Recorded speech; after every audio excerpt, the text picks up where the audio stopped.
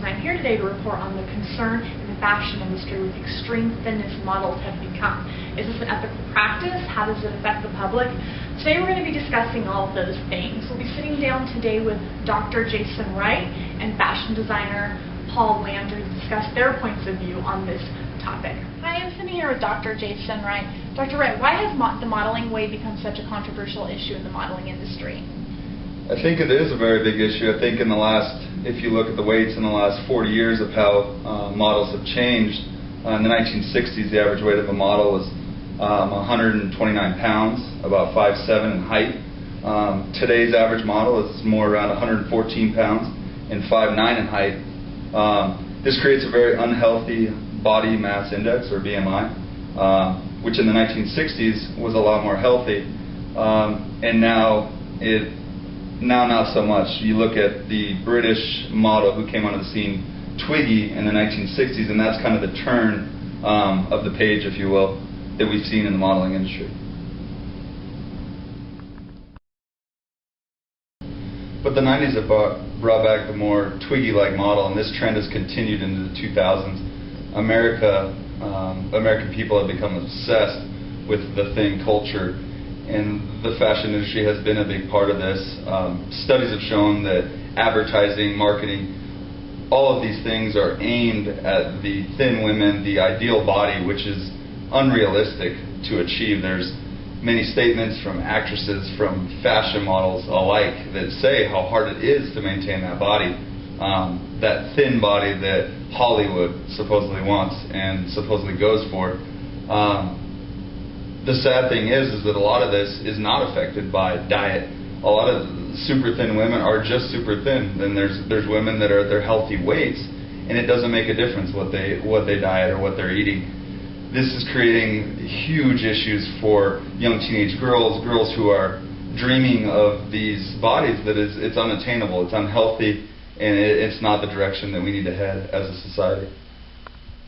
So what type of effects will all this have on the public? This scary trend has a huge effect on women and teenage girls alike, in regards mainly with eating disorders such as anorexia and bulimia. Anorexia, where a person restricts their food intake by dieting, fasting, excessive exercise. They eat so little food that the amount they do eat, they almost obsess over.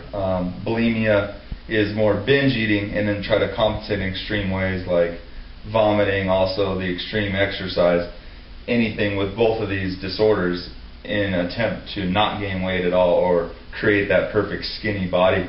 And I think that sexy, thin ideal that we've created as a culture has made women feel unhappy with their bodies or uncomfortable with their bodies, especially women. Obviously men have the disorders too, but you see it more prevalent in women, which has psychologists like myself and eating disorder experts very scared at the effect that these ideas are having on the public. I think that the pressures are felt throughout society, and you see it especially in the acting industry and the modeling industry, as we're discussing. There was a model just 2 years ago, sadly, Ana Carolina Reston, a 21-year-old Brazilian model who died of anorexia. Thank you so much, Dr. Wright, for joining us. We really appreciate it. Thank you. Hi, I'm sitting here today with fashion designer Paul Landry. Paul, over the last 30 years, the weight in models has significantly decreased. Why do you think that is?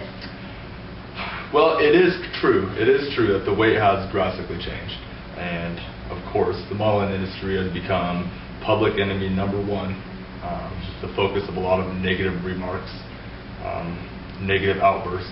The simple truth is that society idolizes tall, thin, beautiful people. And as artists, we're simply trying to portray our work and trying to showcase our work on the type of people that society idolizes. Basically, we want to showcase our work on the body image that people want to achieve.